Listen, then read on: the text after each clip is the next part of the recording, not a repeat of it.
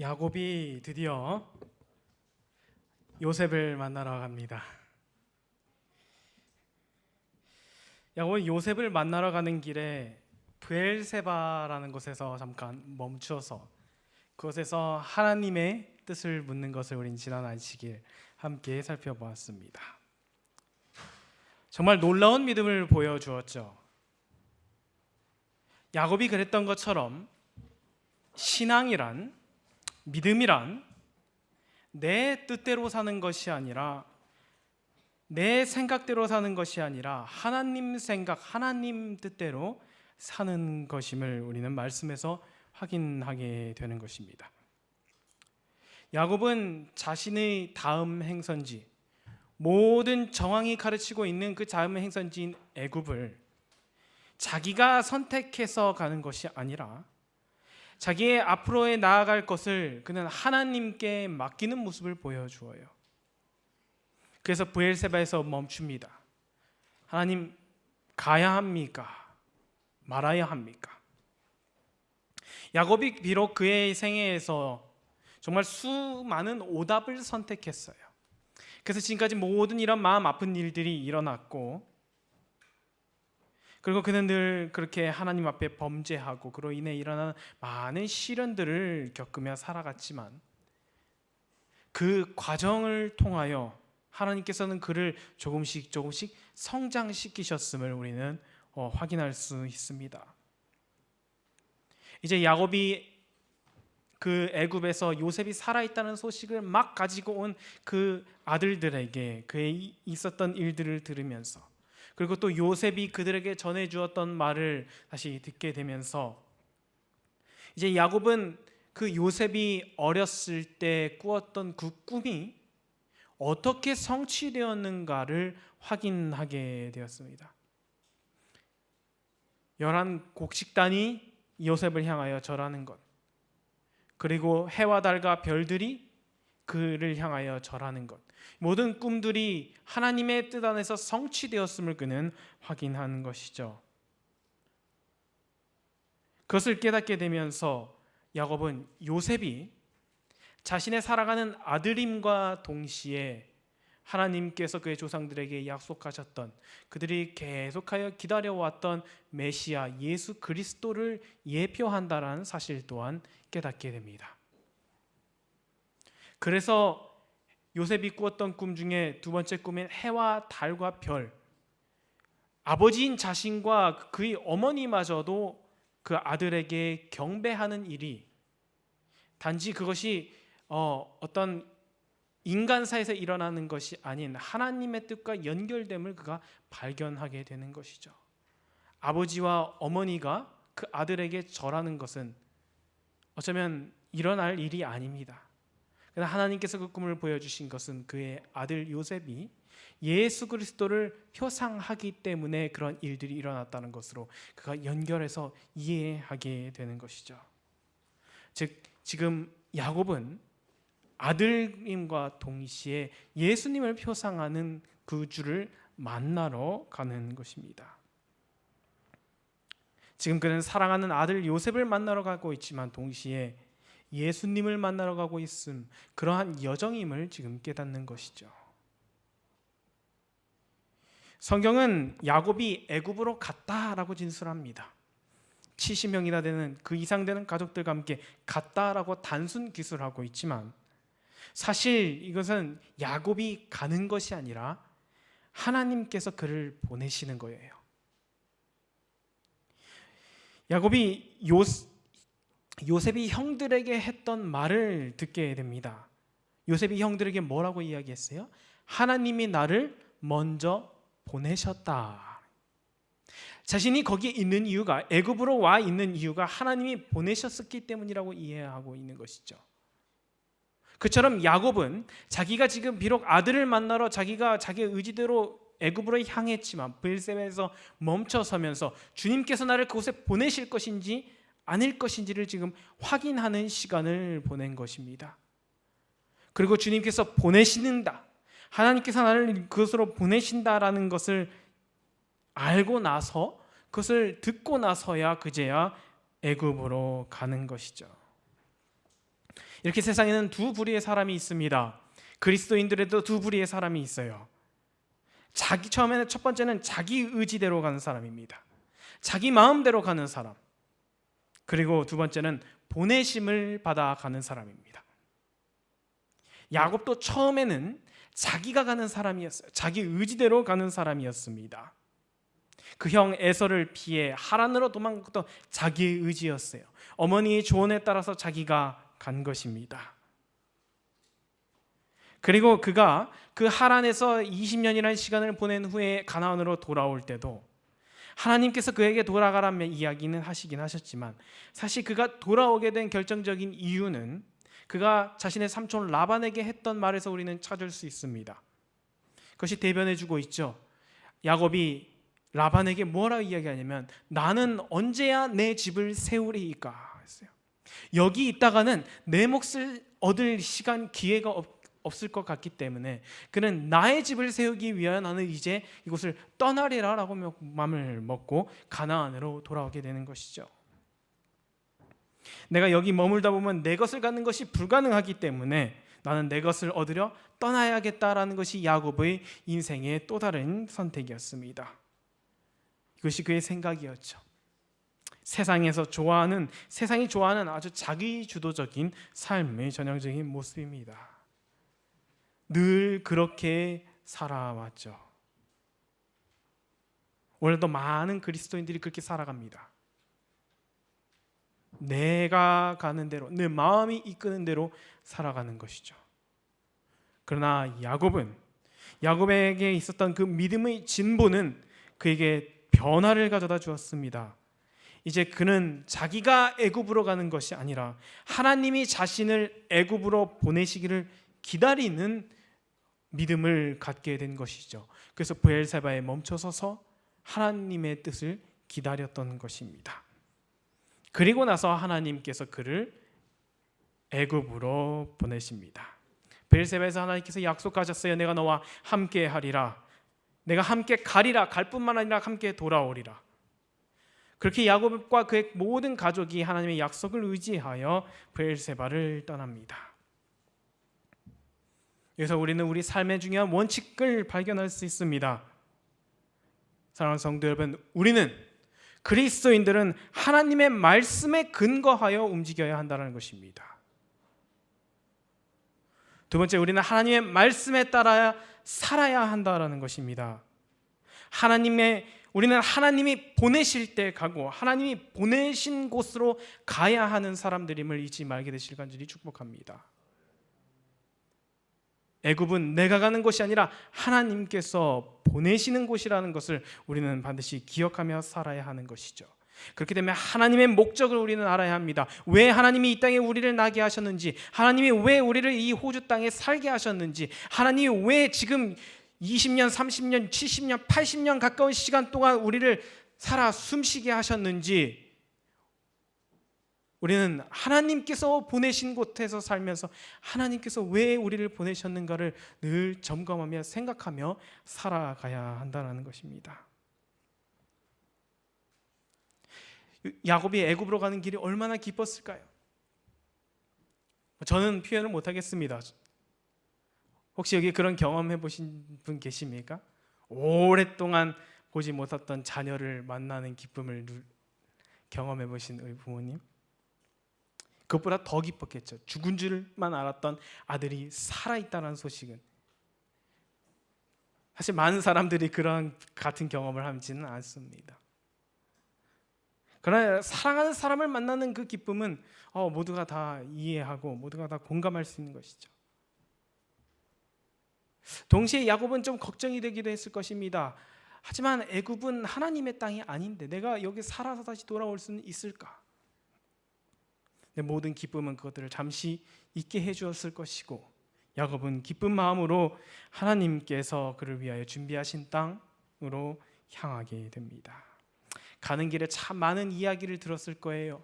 요셉에 대한 이야기, 애굽에 대한 이야기를 들으면서, 그리고 130년 자기 인생을 돌아보면서 하나님께서 자기를 어떻게 인도해 오셨는지를 회상하면서 기쁨으로 나아가는 것입니다.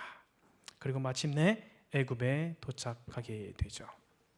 창세기 46장 28절과 29절은 이제 막 애굽에 도착하려는, 그리고 애굽에 도착한 야곱의 모습을 이렇게 묘사하고 있습니다.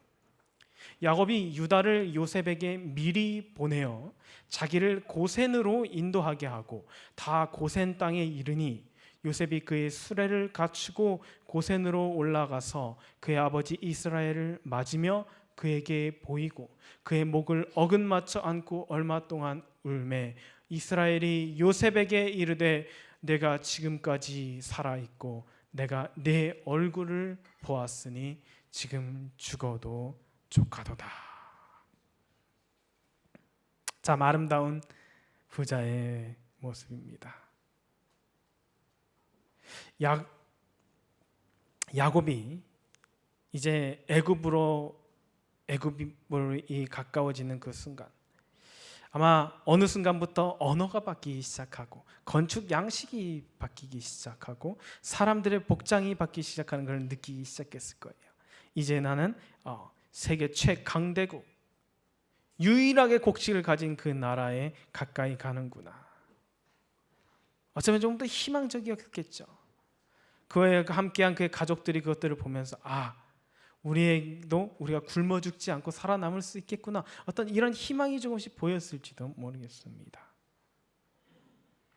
내 성경은 이 애굽으로 향하는 야곱의 모습을 이렇게 이야기하고 있습니다. 야곱이 유다를 요셉에게 미리 보내어 자기를 고센으로 인도하게 하고, 야곱이 고센으로 바로 향했어요. 이전과는 사뭇 다른 모습입니다. 이전 같으면 야곱도 그 애굽 땅을 좀 둘러봤을 거예요. 여러분 잘 아시잖아요. 가나안으로 돌아왔을 때 야곱이 어떻게 했나요? 어디 살기 좋은 곳 없을까 찾다가 정착한 곳이 세겜이었습니다. 야곱은 거기가 자기에 적합하게 거기서 땅을 사고 거기서 자리를 잡으려고 생각했었어요. 하나님께서는 베델의 하나님을 이름을 언급하시면서 베델에서 그를 기다리고 그를 부르시고 있었는데, 야곱은 베델로 가던 중에 세겜에서 멈춰서서 그곳에 멈춥니다. 근데 오늘 이 야곱은 고센으로 바로 향한다는 거예요. 다른 곳에 들리지 않아요. 브엘세바에서 하나님의 뜻을 확인한 순간 그의 목적지는 고센입니다. 이게 뭐 대단한 거냐라고 생각하실 수 있지만 한번 야곱의 입장에 한번 되어보셨으면 좋겠어요. 요셉은 총리였습니다. 총리 관저는 어디에 있을까요? 당연히 그 애굽의 수도에 한 복판에 가장 번화가나 가장 치안이 안전하고 가장 발전된 곳에 총리 관저가 있었겠죠. 왕궁 근처에 있지 않았겠습니까? 아들을 보러 가면 어디로 가셔야 돼요? 아들 집으로 가셔야죠. 그렇죠? 그게 좀 자연스럽지 않을까요? 아들 집에 가서 아들 내외가 어떻게 사는지 한번 더 보고, 또 아직 얼굴은 못 봤지만 그 생긴 그 손주들도 좀 보고, 아들이 어떻게 살아가고 있는지, 무슨 일을 했는지. 그 나름 총리 대신의 아버지인데 나름 애굽의 어떤 그런 것들을 이렇게 좀 파악하고 또 이렇게 보고 이렇게 할 만도 하지 않겠습니까? 그게 좀 자연스럽죠. 근데 야곱은 고센으로 직행하기로 결정했다는 거예요. 이 고센은 사실 그 애굽의 문화나 어떤 거기서는 이렇게 변두리에 위치해 있습니다. 이 고센은 야곱과 요셉이 그의 이제 바로에게 하사받은 하나의 땅인데, 애굽은 농경 사회였어요. 그래서 농토가 있는 곳에 사람들이 살았습니다. 근데 이 고센은 농사를 짓는 곳이 아니라 목축들을 기르는 곳이에요. 그렇기 때문에 요셉이 그곳을 선택했던 것입니다. 물론 농사도 지을 수는 있었겠죠. 그러나 지금 이 수많은 가축들을 이끌어온 야곱의 가족에게 적합한 땅은 그곳이었기 때문에 요셉이 그것을 준비했고, 하나님께서 그렇게 준비하도록 인도하신 것이죠. 어쨌든 야곱은 고센으로 직행하기를 결정합니다. 그리고 유다를 미리 보내요. 그래서 요셉이 고센으로 와서 자신을 만나도록 합니다. 오늘 이 야곱의 여행길은 우리에게 아주 중요한 한 가지 영적 교훈을 던져줍니다. 우리가 요셉, 즉 예수님을 만나기 위해서는 고생으로 직행해야 한다는 거예요. 하나님을 만나는 데 있어서 우리는 늘 어딘가를 걸쳐서 가는 경우가 있습니다. 세상의 것들에 대해 눈이 막 빙글빙글 돌아가고 머리에는 세상의 것들이 가득 찬 채로는 주님을 만날 수 없는 것이죠. 야곱은 애굽의 발전된 문명과 그들의 문화와 그들의 가지고 있는 어떤 그들의 부와 이런 것들을 전혀 보고자 하는 생각도 없었어요. 오로지 야곱의 목적은 요셉을 만나는 것, 하나님이 보내신 곳으로 가는 것에 있었다는 사실을 기억하기 되게 간절히 소망합니다. 이것이 우리 삶의 우리의 여행길의 목적이라는 것이에요. 하나님이 살라고 한 대로 사는 것이 우리 삶의 목적이라는 것입니다. 고센으로 바로 가야 하는 것입니다. 주변의 시선을 빼앗기고 마음을 주지 않기 위하여 야곱은 고센으로 바로 가는 것이죠. 어쩌면 그의 마음속에는 젊고 혈기왕성한 그의 자손들의 영적 유익 또한 그의 고려 대상이 되었을 것입니다. 야곱은 잘 알아요. 그의 딸 디나가 세겜에 구경 나갔다가 몹쓸 짓을 당했다라는 것, 그리고 그의 아들들이 그 세겜의 삶을 동경했었다라는 것. 그렇기 때문에 야곱은 그 분명한 영적 교훈을 배웠고 그것대로 지금 그의 자손들에게도 영적인 손해를 끼치지 않기 위하여 고센으로 바로 향하는 것입니다. 비록 몸은 쇠약해지고 기력이 부족한 노인이었지만 야곱의 영적 분별력과 그 영적인 힘은 그 어느 때보다도 탁월하고 지혜로웠다라는 것을 우리는 여기서 확인할 수 있는 것이죠. 이제 아름다운 부자의 상봉이 이루어집니다. 많은 눈물을 흘리고 야곱은 죽어도 한이 없겠다라는 고백을 하게 되죠. 야곱은 이날 아들과 구주를 동시에 만나는 경험을 하게 됩니다. 그래서 야곱이 수십 년 동안 그 물어왔던 질문에 대한 해답을 드디어 하나님한테서 발견하게 되는 것이죠. 야곱이 했던 그 고백의 영적 의미는 내가 요셉을 만났으니 죽어도 여한이 없겠다. 이것은 오늘날 우리에게 주는 그 영적 의미는 내가 예수님 만나면 죽어도 여한이 없겠다라는 말과 같습니다. 이 땅에서의 삶에 유일한 목표가 있다면 그것은 오늘 예수님을 만나는 것이죠. 그분과 깊은 교제를 하는 것, 주님과 함께 거하는 것, 그것 하고 나면 여한이 없는 것입니다.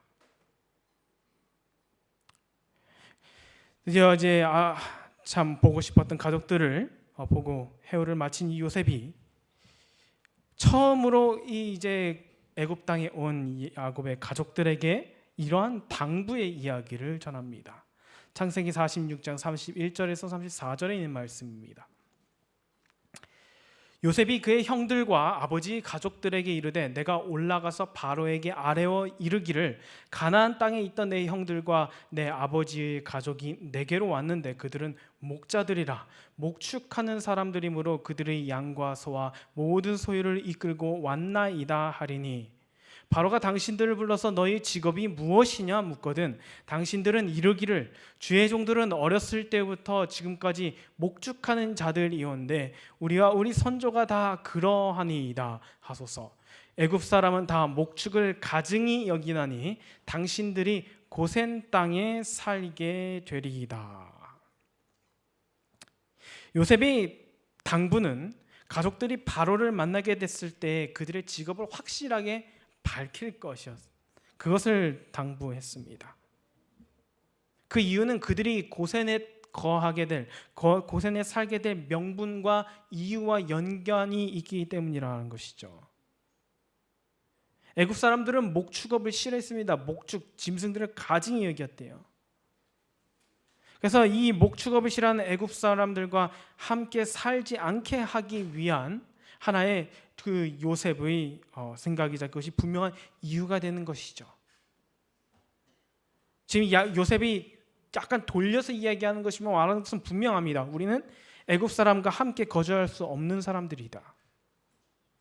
그 다음에 그것도 중요할 뿐더러 그 다음에 우리가 비록 애굽에 거하지만 우리는 애굽에 물들지 않도록 스스로 경계해야 한다라는 것을 요셉은 분명히 이야기하는 것입니다.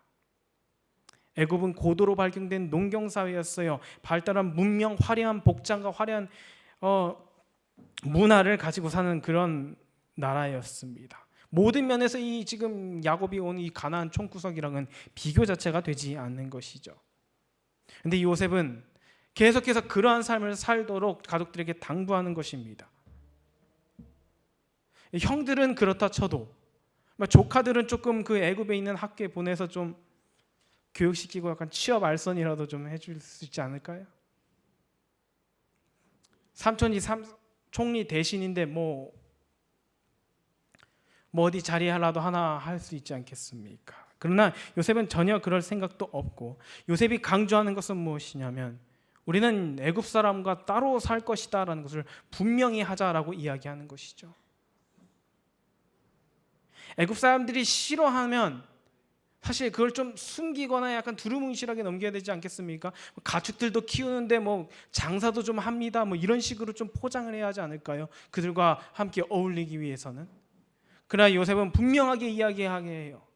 우리는 가축을 키우는 사람, 우리는 목축업에 종사하는 사람들입니다. 그래서 우리는 따로 살겠습니다라는 것을 분명히 그들이 스스로 마음에 갖추도록 준비를 갖추도록 이렇게 이야기하는 것이죠. 요셉이 해주었던 이야기는 오늘날 하나님께서 그분의 백성들에게 하시는 이야기와 같습니다. 하나님께서 우리에게 구별된 삶을 살라고 이야기하셔요. 재림교인 또 그리스도인으로 사는 것은 때로는 굉장히 투박해 보이고 촌스럽고 유행에 뒤떨어져 보이고 또 경제적으로 좀 부족하고 세상에서 뭐 좀 명예를 할 것도 없는 그런 사람처럼 보일 수 있습니다. 아니, 그런 사람들입니다. 그러나 그것이 하나님 앞에서 거룩함을 유지할 수 있는, 하나님 앞에서 구별된 삶을 살 수 있는 것이라면 기꺼이 그렇게 살아야 한다라는 것이 요셉이 그들의 가족들에게 당부하는 이야기였음을 우리는 하나님의 말씀을 통하여 확인할 수 있는 것이죠. 옷은 좀 촌스러울 수 있습니다. 그러나 우리는 인격이 세련되면 되는 거예요. 겉모습은 좀 투박해 보일 수 있습니다. 그러나 품성은 부드럽고 고결한 사람이 되면 되는 것이지요. 비록 통장 잔고는 좀 비어 있을지라도 이웃에 대한 마음은 사랑으로 충만히 있는 그런 사람. 그런 사람이 그런 인생을 살도록 하나님께서는 고센으로 보내셨다라는 것을 요셉은 지금 가족들과 함께 다시 한번 확인하는 것입니다. 이것이 하나님의 백성들의 삶인 것이죠. 이제 요셉이 바로에게 가서 보고합니다. 우리 가족들이 도착했습니다. 그리고 요셉의 형제들 중 5명을 바로 앞으로 데려갑니다. 그때 바로가 그에게 묻습니다. 그들에게 물어요. 너희의 생업이 무엇이냐? 목자들입니다. 이제 그런 대화를 나누고 바로는 그러면 고센의 땅에 사는 게 맞겠다. 그래서 고센에서 살도록 다시 한번 허락합니다. 사실 그 애굽의 궁정에서 그 수많은 그 고위 관리들이 보지 않겠습니까? 고관 대작들이 보는 앞에서 그들이 멸시하고 그들이 천하게 여기는 직업에 종사한다라는 것을 말하는 것은 참 쉽지는 않을 거예요. 부끄럽고. 사실 요셉 체면에도 좀 그렇지 않습니까? 그러나 그 요셉의 형제들은 하나님이 그들에게 주신 직업과 하나님이 그들에게 주신 소명에 대하여 한치 망설임 없이 대답합니다. 우린 조상 대대로 목축업을 종사했던 사람들입니다. 이것은 하나님께서 우리에게 주신 직업이고 하나님께서 우리에게 살도록 하신 삶의 방식입니다 라고 그들은 그것을 솔직하게 당당하게 이야기하는 것이죠. 그들의 태도와 그리고 그들의 탁월함을 인정한 바로는 자신의 가축들을 그 형들에게도 맡깁니다. 형들에게 맡깁니다. 그렇게 형들이 이제 바로에게 어떻게 보면 하나의 선물이 되겠죠. 그렇게 되고 물러나고 이제 드디어 요셉의 아버지 야곱이 이제 바로를 만나게 됩니다. 어쩜 바로가 매우 궁금하게 생각했을 거예요. 바로는 요셉을 참 좋아했고, 그렇죠? 마음속으로는 존경하는 마음도 있었을 것입니다. 이 노예였지만 이 절대 비범한 사람, 절대 평범한 사람이 아니었기 때문에 지금 요셉을 총리로 세운 것이잖아요. 그래서 늘 궁금해했을 거예요. 대체 이런 대단한 청년을 길러낸 아버지는 어떤 사람일까? 대체 무슨 교육을 시켰길래 이렇게 멋진 사람이 있을까? 이제 바로가 야곱을 만나게 됩니다.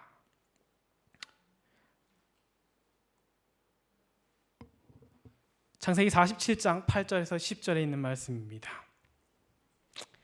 야곱을 만난 바로가 이렇게 이야기합니다. 내 나이가 얼마냐?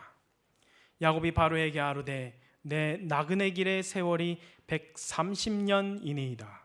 내 나이가 얼마 못 되니 우리 조상의 나그네 길의 연조에 미치지 못하나 험악한 세월을 보내었나이다 하고 야곱이 바로에게 축복하고 그 앞에서 나오니라. 만남이 고작 딱 3계절에 요약되어 있습니다. 오늘 이 장면은 야곱의 인생의 하이라이트예요. 그냥 요셉의 이야기를 야곱과 요셉의 이야기를 이해하는 사람들은 요셉을 만났을 때가 인생의 하이라이트가 아닐까라고 이야기할 수 있겠지만 저는 이 바로를 만난 장면이 그의 인생의 하이라이트라고 생각합니다. 세계 최강대국의 1인자 앞에 서게 되어 그리고 자신의 이야기를 합니다. 야곱이 이렇게 얘기해 내 나그네 길이 130년. 나그네 길이 130년. 여러분 이거는 아무나 쉽게 할 수 없는 고백입니다. 나그네 어떤 느낌이 드시나요? 그래서 나그네로 살고 싶은 분 계십니까? 집 없이 정처 없이 떠도는 그런 삶을 살고 계신 분 계십니까? 나그네는 좀 부드러운 표현인 것 같아요. 좀 더 노골적으로 이야기하자면 떠돌이에요. 떠돌이. 바로가 몇 살인지는 잘 모르지만 아마 야곱이 윗사람이었을 것입니다.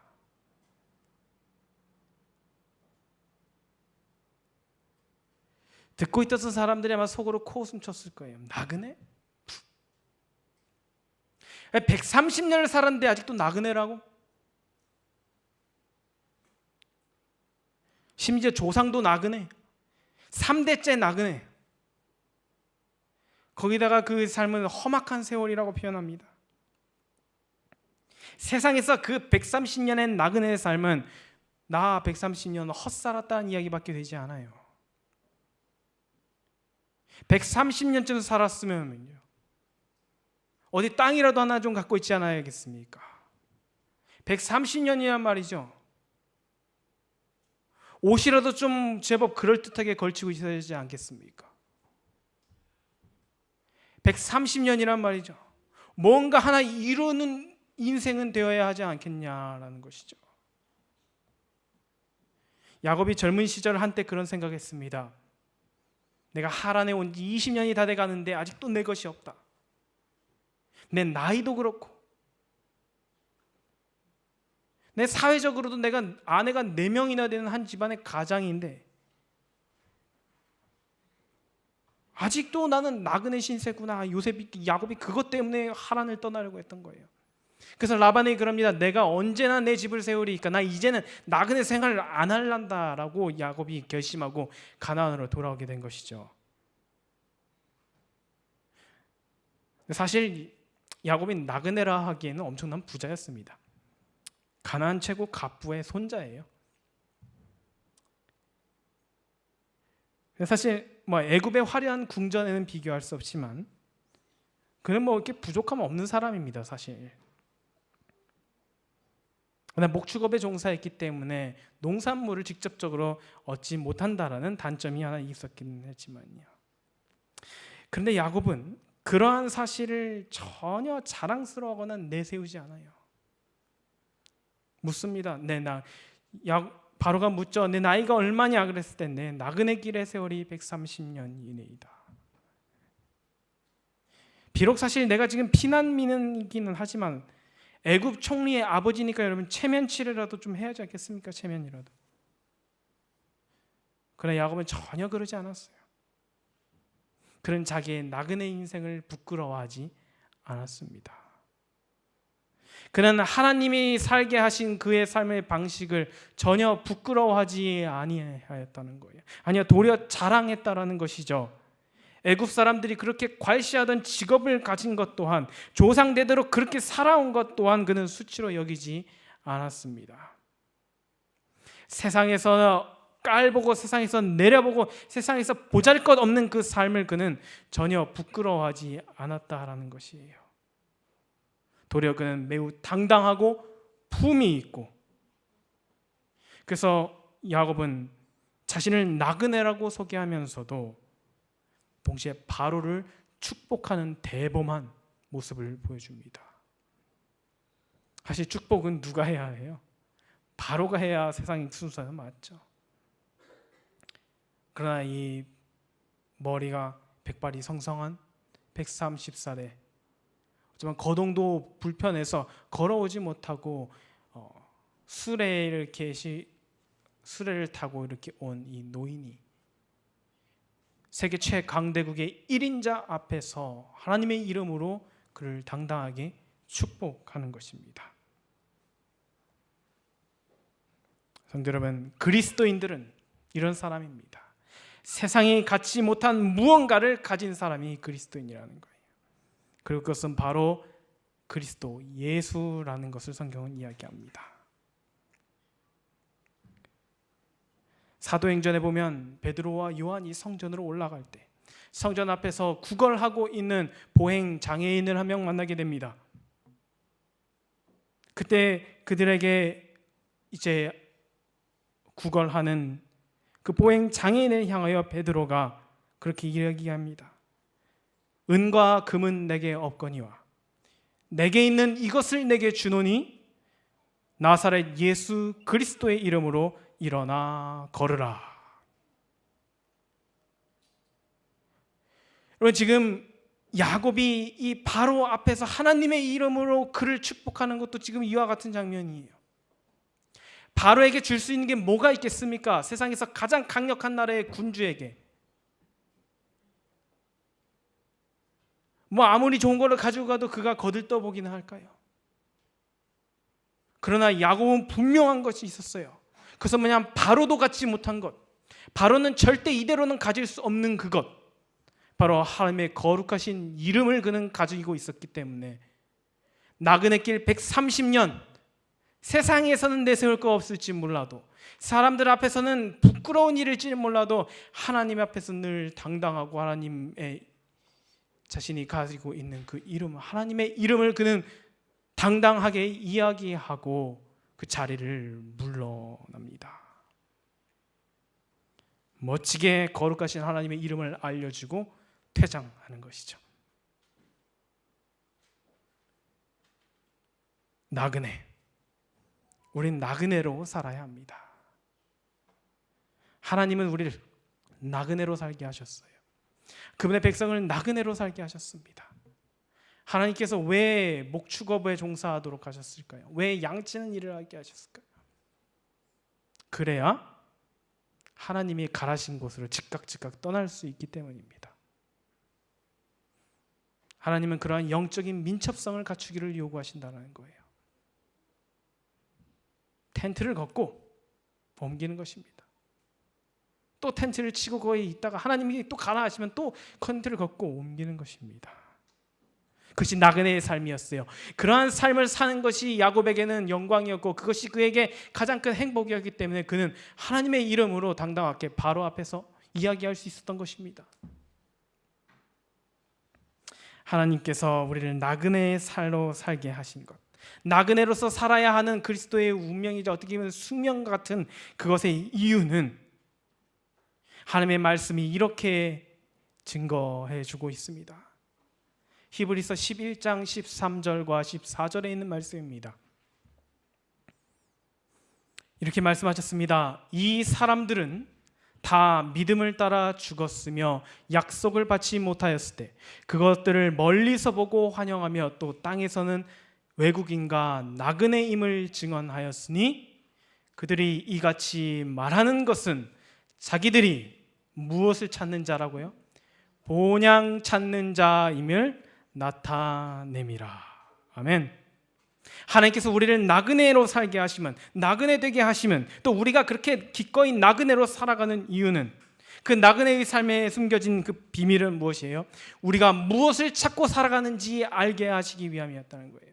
사람들에게 내가 무엇을 찾으며 살아가는지, 나는 무엇을 소망하며 살아가는지 알도록 하나님께서 하시기 위하여 우리에게 그런 삶을 주셨다라는 것입니다. 그리고 우리는 그것을 우리의 삶을 통하여, 나그네로서의 인생을 통하여 우리가 보여야 하는 것은 우리는 본향 찾는 사람임을 나타내며 살도록 하나님께서 우리를 나그네로 살게 하셨다는 사실을 기억해 되실 간절히 소망합니다. 사랑하는 성도 여러분, 여러분은 지금 무엇을 찾으며 살아가고 계십니까? 본향을 찾는 나그네입니까? 아니면 애굽의 안락을 찾는 사람들입니까?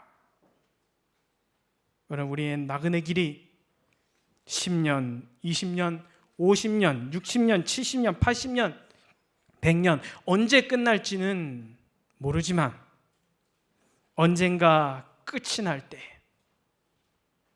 이 땅에서의 나그네 삶이 끝이 날 때 야곱처럼 본향 찾는 나그네로서 끝나게 되기를 간절히 축복합니다. 세상에 갖지 못한 것을 주는 사람, 세상에 말하지 못하는 것을 말하는 사람, 나는 하나님께서 준비하신 땅 본향을 그리며 살아가는 나그네임을 자신 있게 이야기할 수 있는 그런 주의 성도로서 살아가게 되시기를 간절히 축복합니다. 그것이 우리의 나그네 길의 마지막 하이라이트. 야곱은 자신의 사명을 다했어요. 130년 인생의 마지막, 자기가 왜 나그네로 살았는지를 바로 앞에서 고백함으로써 그는 자신의 마지막 하이라이트를 장식하게 되었습니다. 이제 주님 곧 오십니다. 우리 이 땅에서는 나그네 길이 끝날 날이 멀지 않았습니다. 그때 여러분의 하이라이트가 무엇이 될지, 우리의 하이라이트가 무엇이 될지, 우리의 나그네 삶이 무엇을 증명하게 될지 함께 그리스도 안에서 소망하면서 살아가게 되기를 축복합니다. 하나님의 말씀, 하나님의 뜻에 따라 움직이시는 여러분 모든 나그네의 여정에 우리 주님의 크신 은총이 함께 하시길 바라며 말씀을 마치겠습니다.